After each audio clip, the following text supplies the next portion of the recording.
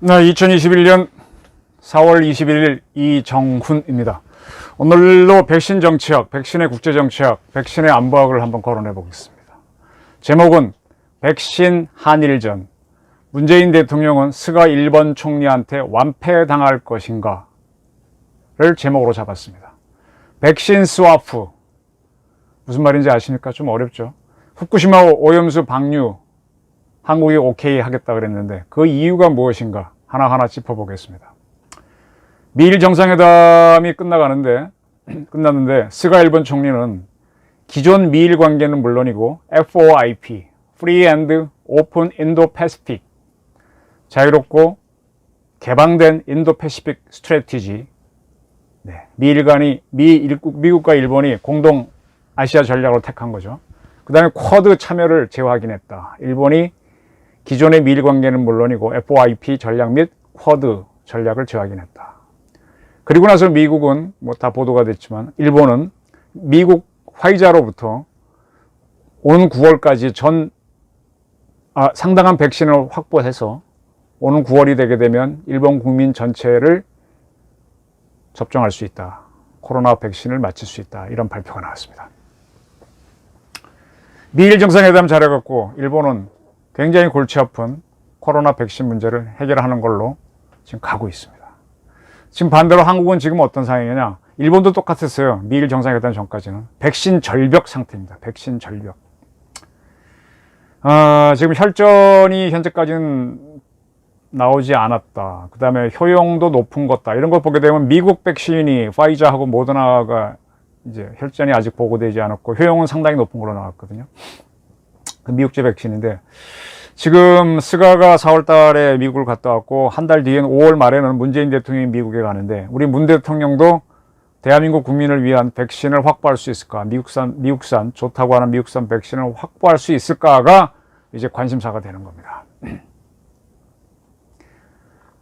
근데 일본은 미일 관계에 있어서 외교 정책 급변을 하지 않고도 백신을 확보하는 성과를 거뒀습니다. 근데 문재인 대통령은 미국 가게 되면은 아마 한미 관계를 확 틀지 않으면 백신 확보가 어려울 것이다 라고 저는 전망합니다.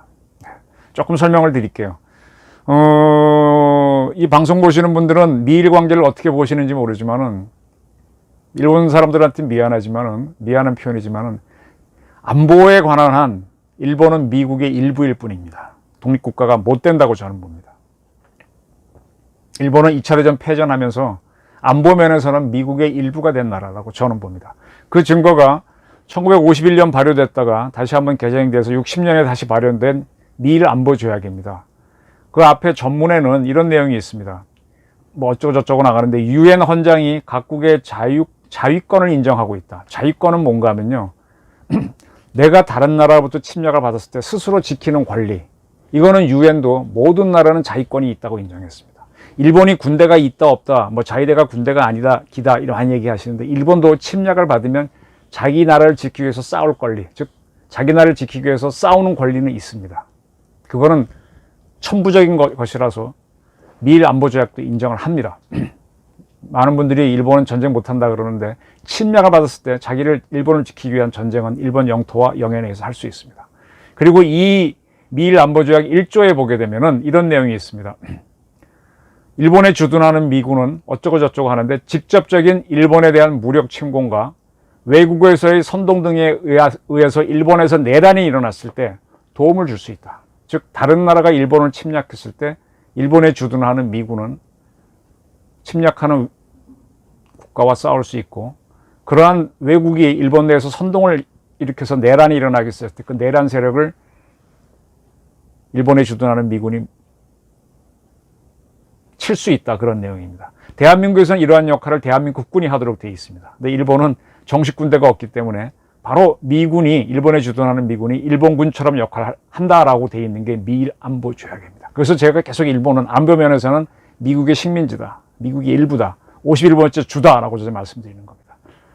조금 반대하는 분들도 있겠지만 쉬운 설명이 그런 겁니다. 그리고 또 하나 일본을 지금 일본을 규율 하는 거는요, 여러분들이 이제 국제관계에서는 조약을 맺지 않습니까?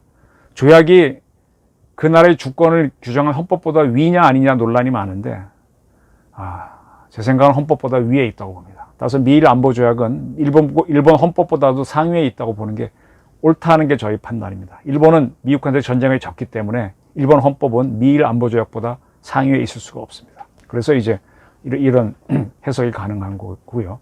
그 다음에 일본이 어떤 나라인지 규정한 일본국 헌법 보게 되면 제9조에 지금 화면에 나오죠. 일본말이 된 거는 건너뛰고 우리말로 보게 되면 국권은 국가의 권력이죠. 국권이 발동되는 전쟁과 무력에 의한 위협 및 무력 행사는 국제 분쟁을 해결하는 수단으로서 일본은 영구히 포기한다. 이 클라우제비츠가 전쟁은 정치의 연속이라 그랬잖아요. 국가가 무슨 일을 하고 싶을 때 그 하는 방법이 여러 가지가 있는데 그 중에 하나도 전쟁이 방법이 된다는 겁니다.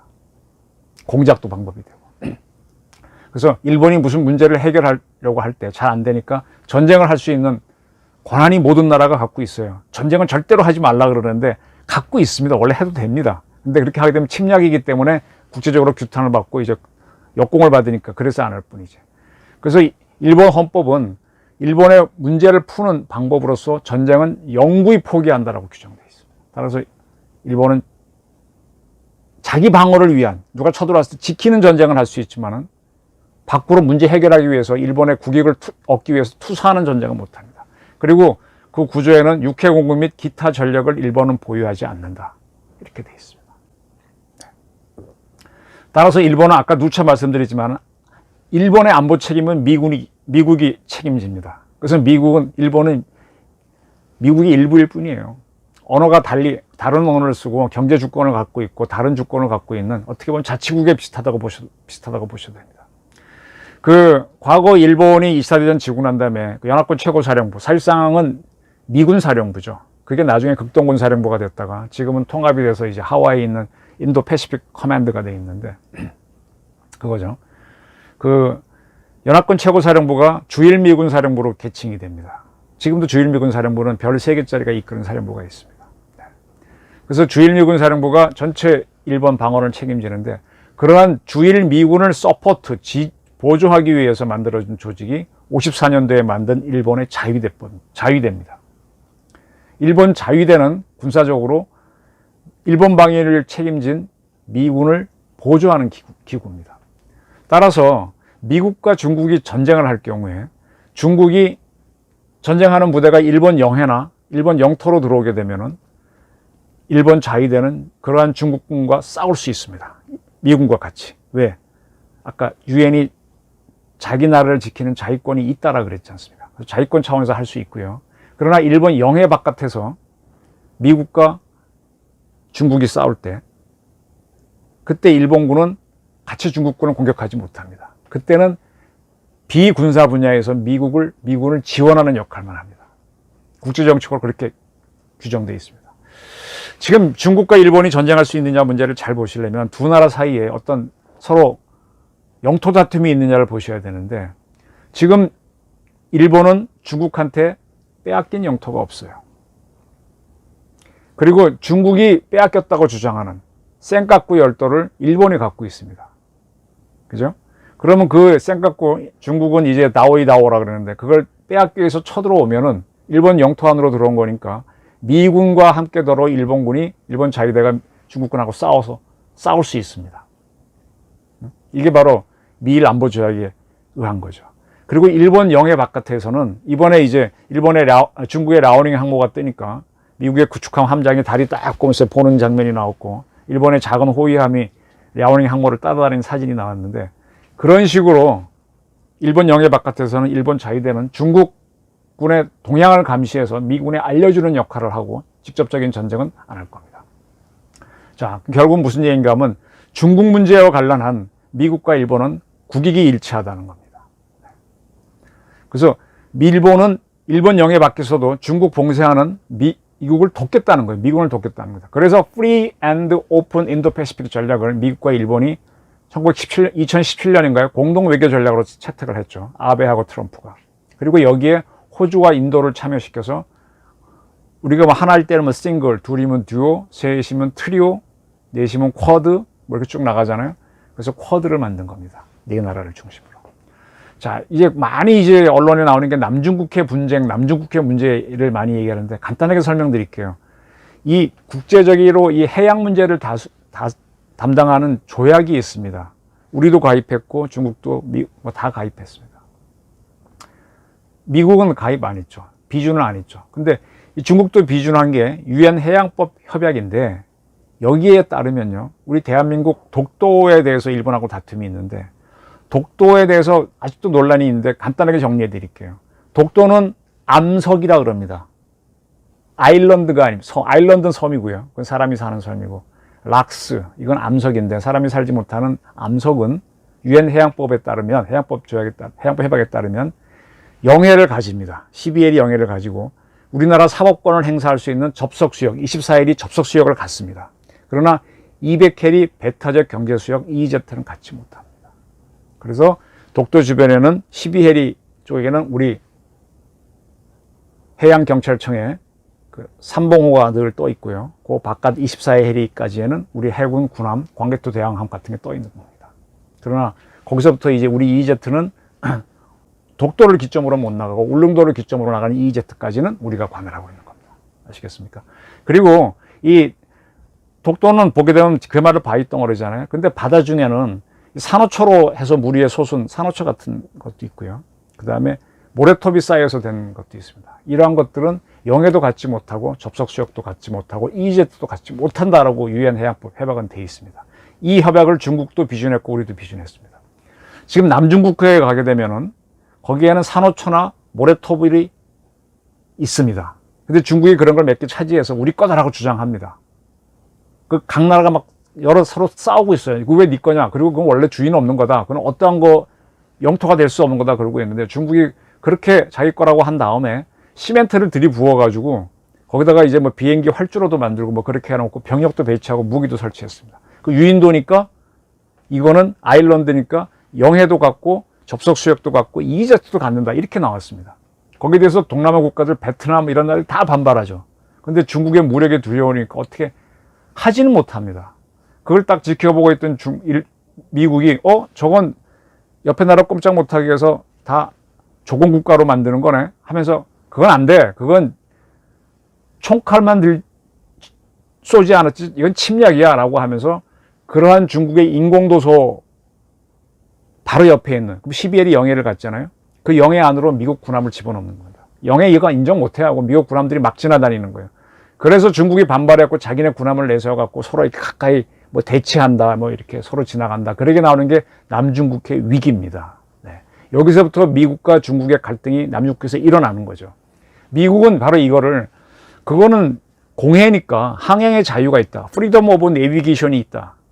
그래서 오퍼레이션 프리덤 오브 내비게이션 항해의 자유작전을 하고 있는 겁니다. 이게 남중국해 위기가 일어난 하나의 원인이 되는 거죠. 그래서 미중이 남중국에서 대립하다가 그 무대가 티베트, 위구르로 옮겨갔다가 홍콩에서 일어났다가 지금은 대만을 갖고 이제 대만을 무대로 막 커지는 거죠. 그러니까 이 섬의 영해 갖고 다투던 게 점점 커져갖고 미중이 쾅 이렇게 크게 부닥치는 게 지금 미중 대립 구도가 됐고 그 일환으로서 몇 년 전에는 미국이 계속 중국에 대해서 무역 제재를 가해서 중국을 많이 코너에 몰았고 지금은 중국에서 우한 바이러스가 나오면서 또 미국과 중국이 더 틀어지게 되는 거죠. 네. 그 중국은 이렇다 보니까 자기네가 이제 미국한테는 못 당하잖아요. 그러니까 어떻게 합니까? 핵을 개발해 온 북한을 용인함으로 해서 북한이 미국하고 맞서도록 해서 미국은 두 개의 적을 상대하게 만드는 거죠. 중국도 상대하고 북한도 상대하고. 이게 이제 그래서 이제 미중 대립 구도가 그러지 않아도 한반도에서는 미국과 북한이 대립했는데 한반도로 또 옮겨와서 또 다른 대립 구도가 만들어져서 남중국해 위기, 대만 위기, 한반도 위기 이게 커지면서 이 전체를 관할한 미 칠함대의 점점 전력이 증강되는 겁니다. 그러면 중국은 어떤 나라냐? 중국은 오랫동안 이렇게 폐쇄적으로 있다가 미국에 의해서 이제 세계 무대로 나왔죠. 그 닉슨이 이제 방문하면서 이제 주기장막을 열어주고, 그 다음에 이제 소련하고 거리를 두면서 미국하고 개혁 개방을 하다가 소련과 동일하게 무너졌을 때 중국은 경제 개방을 해갖고 WTO에 참여하면서 세계 자본주의 국가가 만든 경제 체제에 참여해서 확 성장했습니다. 그 덕택에 중국은 인건비가 싸니까 세계 공장이 됐어요. 지금 이런 물건들 중국 사람들 많지 않습니까? 메이드 인 차이나. 싸니까. 그 중국에서는 이제 많은 물품을 만들다 보니까 지금 중국의 처지는 어떻게 됐는가 하면요. 중국에서 생산되는 물품은 중국에서 다 소비되고도 무려 60%가 남습니다. 60%를 처리하지 못하면 중국 내의 물가는 제품값이 뚝 떨어지면 공장이 망하고 공장이 망하면 실업자가 커집니다. 따라서 중국은 그 남는 60%의 물품을 수출을 해야 됩니다. 무조건. 옛날에 우리나라가 수출 한국이었다면 지금은 수출 중국입니다.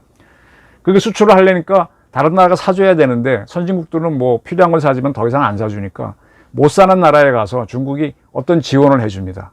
뭘 지어주는 대신에 니들이 필요로 하는 물건은 중국제를 사. 이렇게 나가는 겁니다. 그래서 주로 동남아 국가들, 주변 국가들한테 가서 뭐 길을 닦아주고 이 길에서 쓰는 뭐 신호등, 뭐 차 이런 거는 중국산을 사도록 해. 이렇게 유도해서 이제 자꾸 시장을 만드는 거죠. 이게 바로 1대1로입니다. 중국이. 아까 이제 남중국해에서 섬을 유인도 만들어서 하는 건 해양 굴기라고 하는 거고요. 네. 이렇게 해서 중국이 주변 국가들을 자기 영향권에 딱 집어넣으니까 나도 미국 못지않은 땅덩어리만 큰 나라가 아니라 내 블록이 있는 나도 신형 대국이야. 나 G2야 하면서 미국하고 세계 문제 동등하게 논의하자라고 하면서 이 주장을 하고 오면서 이제 미국이 미중 대립을 해도 지지 않고 버티는 이런 모습 보인 거죠. 네. 이에 대해서 미국은 웃기지 마 그러는 거죠. 너는 그건 너 패권주의야. 아까 말씀드린 대로 일본과 미국은 안보 면에서 하나죠. 근데 일본은 또 저렇게 중국이 크는 거를 일본도 우리처럼 중국 처지에서 본 주변국이죠. 거기 못 들어가, 안 들어가 딱 이러는 겁니다. 그러면서 미국과 FOIP, Free and Open Indo-Pacific 전략을 하면서 대항을 하는 겁니다. 네. 대항하는 겁니다. 그리고 그 대항을 하기 위해서 미국, 일본 중심에서 역시 또 중국에 반대하는 인도하고 호주를 끌어들여서 그게 네 나라니까 쿼드가 되는 거죠. 미국은 이런 쿼드를 이끌면서 한국도 쿼드에 참여하는 겁니다. 그러면 5나라가 되겠죠. 5을 라틴어로 뭐라 그러나요? 네, 미국의 그 국방부가 펜타곤이죠. 펜타가 되겠네요. 6각이면 옥타, 7각은 뭔가요? 8각은 헥사 뭐 이렇게 되겠죠. 그렇게 이름이 나가겠죠. 근데 이 쿼드라고 하는 거는 사실은 아베가 먼저 주장했던 겁니다. 아베는 그 네 나라를 딱 묶었을 때 이게 다이아몬드 사각형이잖아요. 그래서 다이아몬드라 그랬습니다. 그걸 미국이 받아서 쿼드라 그랬는데 이 아베가 자진 사퇴하고 스가가 총리가 됐잖아요. 그러니까 스가는 당연히 쿼드를 이번에 가서 지지했죠. 그리고 그 대가로 오는 9월이면은 일본도 나름대로 백신 확보 노력하고 있는데 나머지를 확보해서 전 국민 백신을 맞출 수 있게 됐다 이런 발표가 나온 겁니다. 일본하고 우리를 간단히 설명드릴게요. 우리는 지금 백신 개발하는 모더나나 파이자 또는 영국의 아스트라제네카 이런 다국적 제약회사에 투자비를 대지 않았어요. 그 나라들이 우리 개발할 테니 돈을 좀 대봐 그랬는데 우리는 안 됐습니다. 믿지 않은 거죠. 근데 일본도 믿지 않고 안 됐습니다. 그래서 지금 백신을 확보하지 못해서 지금 백신 접종률 세계 100위권 바깥입니다. 우리나 일본이나 도찐 개찐입니다. 근데 미국은 자기네가 투자했기 때문에 오는 5월이면 다 맞고요. 그럼 국민들이 이스라엘에 이어서 마스크 벗겠죠. 그리고 원하는 사람은 3번 접종도 해주겠다가 나옵니다. 물량이 충분하다는 겁니다. 그런데 이제 이번에 스가가 갔을 때 미국이 원하는 쿼드라든지 다 지지해주고 또 일본은 그래야 자기네 안보가 보장되니까 했더니 미국 측에서 파이자 CEO랑 통화해봐라 해서 통화를 했더니 다음날 일본이 필요한 물량 주겠다 이렇게 나왔거든요. 발표를 했습니다. 그러면 한 달 뒤인 5월 말에 이제 우리 문 대통령이 미국을 간다라는 발표가 나왔으니까 미국이 요구하는 쿼드 플러스에 한국이 참여하면은 미국은 이번엔 뭐 모더나를 통해서 한국에 필요한 백신을 주겠다라고 해줄 수도 있겠죠. 그럼 궁금한 겁니다. 그럼 우리 문 대통령은 지금까지 쿼드에 들어오는 말이 수없이 많았는데 이리저리 피해 다녔단 말이에요.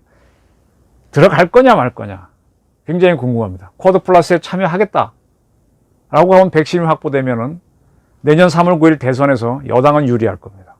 만약에 참여하지 않고 백신을 확보 못하고 내년 3월에도 다 못 맞춘다 그러면 매우 정권 재창출이 어려울 겁니다. 일단은 이런 예상이 가능합니다. 그 후에도 뭐 변수가 많으니까 모르겠지만 한국이 근데 여기서 끝나는 게 아니라 한국의 쿼드 플러스에 참여하면 미국은 한일 관계를 위안부 문제로 매우 나빠진 문제를 개선시키려고 할 거예요. 그죠? 근데 이거는 미국의 의도인데 사실은 문재인 정권도 한일 관계를 개선하려고 해요. 왜? 도쿄올림픽에 북한이 와서 북한이 지금 어떠한 대화도 안 나오니까 도쿄올림픽에 오게 되면 그때 대화 창구를 만들어서 북한하고 어떻게 해보고 싶은 겁니다. 지금 북한이 도쿄올림픽에 안 온다 그랬는데 일본에는 조총영도 있기 때문에 북한하고 접촉할 수 있는 창구가 많아요. 일본이 그걸 막아버리면 우리가 못하니까 한일 관계를 복원해야 됩니다. 네. 그래서 일본하고 어떻게 좀 애를 해보려고 하는데 지금 일본이 후쿠시마 오염수를 방류하겠다 이렇게 나왔습니다. 여기에 대해서 IAEA 국제원자력 기구하고 미국은 오케이 문제 없어 해 이러는데 문정부하고 우리보다 더 일본에 떨어져 있는 중국이 반발합니다. 네. 제가 누차 말씀드리지만 후쿠시마 방류수는 문제 없습니다. 중국은 괜히 반발하는 거 싫으니까. 그러니까 한참 시끄럽다가 최근에 정의용 외무부 장관이 뭐라는가 하면 IAEA가 오케이 한 거라면 후쿠시마 방류수에 대해서 문제 삼지 않겠다 하고 살짝 물러난 발언을 했어요. 네. 이거 뭐 국제해양법 재판소에 제소해봐야 이기지도 못하고 오히려 한국 저거 왜 저래? 비과학적이야 이 소리밖에 못 들으니까 이렇게 나왔을 거라고 보입니다. 네. 그런데 이제 정의용 장관의 저런 거를 조금 더 한번 돌려서 보게 되면은 한국과 일본이 가까워져라 하고 미국이 요구하고 있잖아요. 그걸 들어줘야만 미국도 백신을 주든지 할 거 아닙니까? 그러니까 우리는 그래 어차피 니네들이 방류하는 거 막지도 못하니까 오케이 할 테니까 그 정도 선에서 백신 줘. 뭐 쿼드 플러스 참여하고 뭐 이런 거 하지 마. 이런 암시죠. 근데 과연 미국이 그 정도에서 만족해서 백신을 줄까요? 저는 어렵다고 봅니다. 그리고 정의용 장관이 또 얘기한 게 있습니다. 백신 스와프는 서로 이렇게 바꿔 쓰는 거죠. 옛날에 통화 스와프라고 그래서 우리가 달러 부족하면 일본 거 갖고 와서 쓰고 또 일본도 부족하면 우리 거 서로 빌려주기로 약속하는 거잖아요. 그러니까 미국이란 나라하고 우리하고 백신을 스와프 협정 맺어놓으면 우리가 백신 많을 때 미국 줄 수도 있고 반대로 줄 수가 있는데 통화 스와프, 백신 스와프 맺으면 한국이 압도적으로 유리하죠. 미국이 받아줄까요? 미국은 이 백신을 갖고 국제 정치를 하고 있는데 이 백신 설명을 조금 더 드릴게요. 지금 이 백신을 만든 나라가 미국, 영국, 서방권에서는 이 정도입니다. 독일이 파이자가 있으니까 좀 개입했다고 볼 수 있고 독일하고 일본이 2차 대전 때 생체 실험을 한 나라라고 하는데 두 나라도 백신을 자신 있게 못 만들고 독일은 좀 했지만 일본은 아예 못했습니다. 영국, 미국이 주도하고 있거든요. 그리고 또 하나 지켜봤을 때 세계적으로 강력한 나라가 프랑스인데 프랑스가 백신 얘기가 전혀 없어요. 지금 거의 일본 수준입니다. 대한민국 수준입니다. 백신이란 단어가 프랑스어에서 왔잖아요. 우리 왜 어릴 때 여기 천연두 우두 맞았잖아요. 어깨에. 그 소에서 얻은 우두가 천연두에 대해서 예방할 수 있다는 거는 영국의 의사가 1798년 에드워드 제너가 발견했지만 탄저병을 막기 위해서 탄저병 그 배양군을 키워갖고 그걸 몸에 주사해서 탄저병을 막는 그 면역 체계를 갖는 백신은 프랑스의 루이 파스테르가 개발했잖아요. 그럼 프랑스는 백신에 대한 개발의 역사가 200년이나 있는 나라입니다. 1881년에 개발했으니까 100년 정도 있는 나라. 바로 이런 백신을 통해서 광견병 백신을 처음 만들면서 지금까지 백신이 쭉 발전해 왔는데 프랑스가 이번에 이 코로나 백신 개발에 전혀 도전하지 못했어요. 프랑스도 못하는 거예요. 이게 그만큼 어려운 겁니다. 근데 이 백신 스와프를 미국하고 하자 그러면 미국이 받아주겠습니까? 아무나 못하는 겁니다.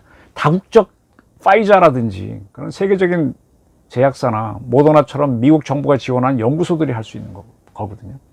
그러면 한국과 일본, 프랑스에 있는 꽤 많은 제약사들은 뭐 하고 있느냐 봤더니 감염병은 백신 개발한다는 성공을 자신이 못 하잖아요.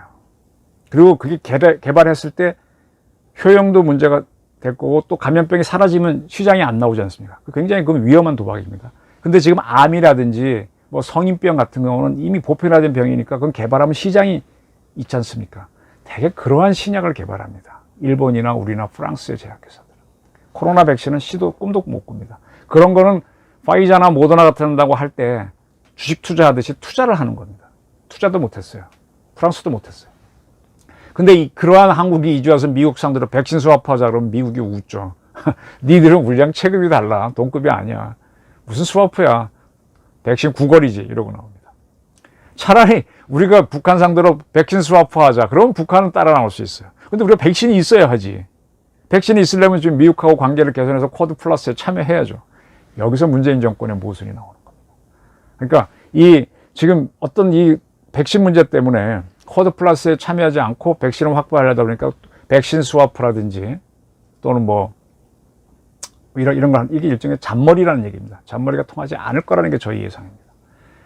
자, 백신 도입이 늦어지면 이번 대선에서는 여당이 불리합니다. 그래서 그걸 해결하기 위해서 중국산 시노팜이나 러시아의 스푸트니크 백신을 갖고 온다. 저는 국민적 거부감이 나올 거라고 봅니다. 지금 아스트라제네카 저 같은 경우는 맞으라면 저는 백신 혈전 두려워하지 않고 맞을 겁니다. 근데 혈전 나온다고 하니까 사람들이 안 맞잖아요. 유럽에서 몇 나라가 못 맞게 금지했다 하니까 안 맞잖아요. 안 맞으려고 하는 게 세상인데 더 증명이 안 된 러시아와 북한, 중국 거 맞으라면 맞겠습니까? 아니한만 못하죠. 현재까지 모더나나 화이자 백신은 혈전도 없다 그랬고 부작용도 없고 효율은 높다는 게 나왔으니까 전부 다 그쪽으로 쏠리고 있습니다. 근데 아마 이 두 백신도 계속 맞는 사람이 늘어다보면 부작용이 나옵니다. 참고로요, 신약 중에서 부작용이 굉장히 적은 약으로 확인되는 게 아스피린하고 타이레놀입니다. 아스피린은 진짜 부작용이 없는 약인 줄 알았어요. 근데 이게 처음에 임상 3상까지 할 때도 없고 그 후로도 계속 없었는데 한참 지나다 보니까 이걸 공복에 먹으면 위장에서 장애가 일어난다는 걸, 그런 사람이 있다는 걸 알았습니다.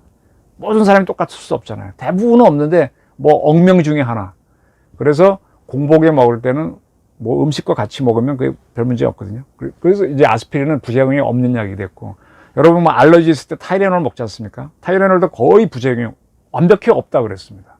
근데 그것도 사람에 따라서는 다운 증후군이 임산부 같은 경우 나올 수 있다는 게 뒤늦게 알려져서 이제 그런 위험이 있는 사람은 먹지 말라라는 경고가 들어갔죠. 그럼 그렇게 해결책을 알면은 부작용이 해결된 겁니다.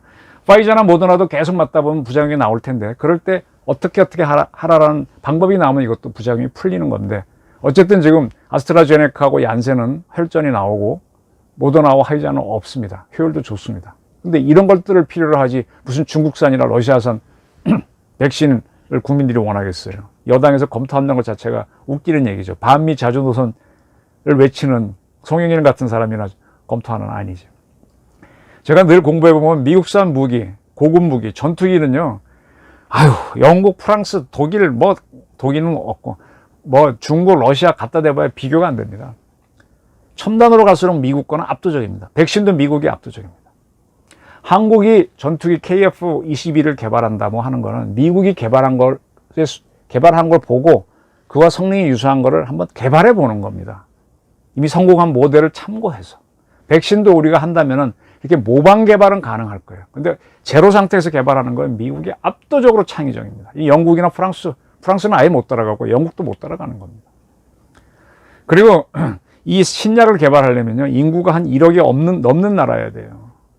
아까 말한 대로 임상실험을 3상까지 하는데, 3상 그래봐야 이번에 모더나 화이자가 한 3만 명 대상으로 했더라고요. 5만 명, 3만 명. 근데 접종하다 보면 한 10,000명, 100만 명, 억이 넘어가다 보면 어떤 사람 부작용이 나오잖아요. 그럼 거기에 대해서 이제 우유랑 같이 먹어라, 임신부는 먹지 마라, 이렇게 이제 해결책이 나오는데, 인구가 많아야만 스스로 임상 대상이 되겠다고 하는 사람이 나오잖아요. 우리 지하철 타보면은 무슨 신약 개발하는데 돈을 얼마씩 줄 테니까 대상자가 되겠다는 분 전화해 주세요 붙어 있는 거 있죠. 5천만 인구 국가에서는 그렇게 삼상할 만큼 많은 지원자가 안 나옵니다. 돈을 준다고 해도. 근데 미국과 유럽에는요, 좀 용감해서 그런지 좀 지원자가 많아요. 그래서 영국에서도 가능한데 우리는 그게 잘 안 됩니다. 일본도 잘 안 됩니다.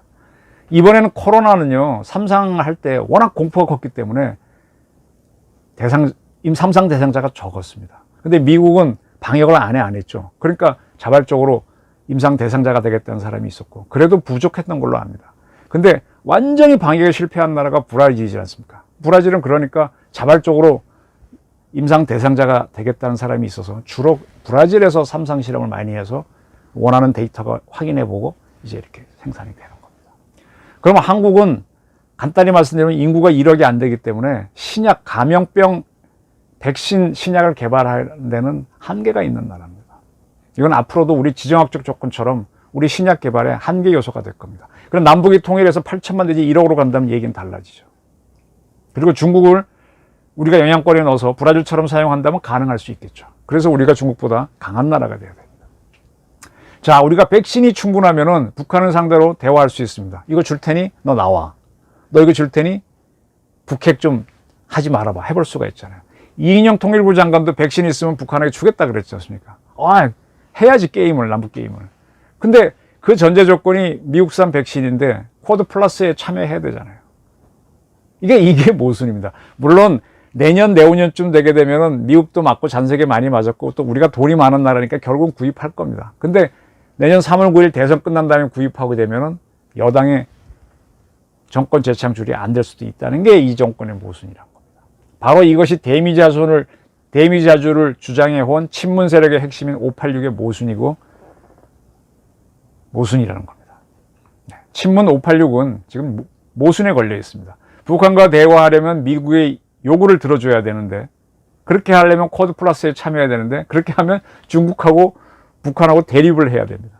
이러지도 저러지 못하는 거예요. 늦게 도입해오면 또 모순이고, 늦게 도입하면 국민들이 또 가만히 안 있을 거고. 그래서 어쨌든 미국 거 싫어서 도입 안 했다가 대선에 참패하면 586과 친문 세력은 다음 정권에 의해서 적폐 대상으로 몰릴 겁니다. 이게 지금 굉장히 고민일 겁니다. 근데 여당의 약점이죠. 전 거꾸로 이 야당도 좀 바보 같아요. 거기에 대권 유력주자들이 딱 이 모순을 공격해 들어가면은 이 정부의 실정이 드러날 텐데, 뭐 안철수, 뭐 국민의힘에 있는 홍준표, 뭐 주호영 이런 사람들이 그걸 많이 거론 안 해요. 그러니까 우리 사회의 문제가 뭔지를 국민들도 잘 모르는 거예요. 제가 좀 설명드릴 때 이게 무슨 소리지 하는 분들은 이제 구도를 정치적으로 논쟁이 안 붙었기 때문에 모르는데, 누군가가 논쟁을 만들면 금방 이해될 겁니다. 그러니까 결국 문 정권은 작년에는 코로나 계엄령을 이용했고, 지금은 백신 덫에 걸렸는데, 코로나 계엄령과 백신 절벽 딱 거론하게 되면 여권의 지지율이 확 떨어지죠. 국내 정치, 국제 정치, 백신이 연결돼 있다는 이걸 이해를 해야 되는 거죠. 이런 면에서는 야당도 상당히 전략적이지 못합니다. 문정권 사람들 586들은 반일 노선, 반미 노선을 주장했는데 그게 모순에 걸렸습니다. 저도 미국 사람들 만나고 그러면 저도 벨이 있어요. 친미 노선 걷기 싫어요. 일본 사람 만나고 하지만 늘 친일은 싫습니다. 근데도 제가 미국하고 잘 지내자는 거, 일본하고 잘 지내자는 건 그게 국익이 크니까 그런 거죠. 뭐 저도 조직 생활 하지만 조직 지내다 보면은 뭐 상사들하고 늘 사이가 좋나요? 그럼에도 불구하고 예예하고 사는 거는 더 큰 게 있기 때문에 하는 거 아닙니까? 기분 나쁘다고 그냥 반미하는 사람들이 586들, 친문 세력들 아닙니까? 모순에 걸렸잖아요. 백신 스와프까지 거론하고 있습니다. 자, 문재인 정권의 외교력은 어디까지 갈까요? 이런 잔머리를 언제까지 동원할까요? 또 일본 국민들이 9월 달에 백신 다 맞고 마스크 벗을 때 우리 국민들 기분은 어떨까요? 그게 선거에 어떤 영향을 끼칠까요? 문재인 대통령이 5월에 미국 간답니다. 스가와의 백신 대결에서 완패를 할까요? 완패를 안 하려면 미국 품에 안겨야 되는데 안길까요? 저는 굉장히 궁금합니다.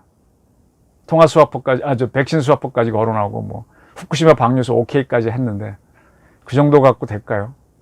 스가가 계속 우리한테 싫은 소리 많이 했는데 그동안은 우리가 반일 감정을 이용해서 이 정권이 많이 누렸는데 그 모순이 이제 커지고 있습니다. 문재인은 스가한테 완패를 당할까 아니면 대역전승을 거둘까 한번 지켜보시기 바랍니다. 감사합니다.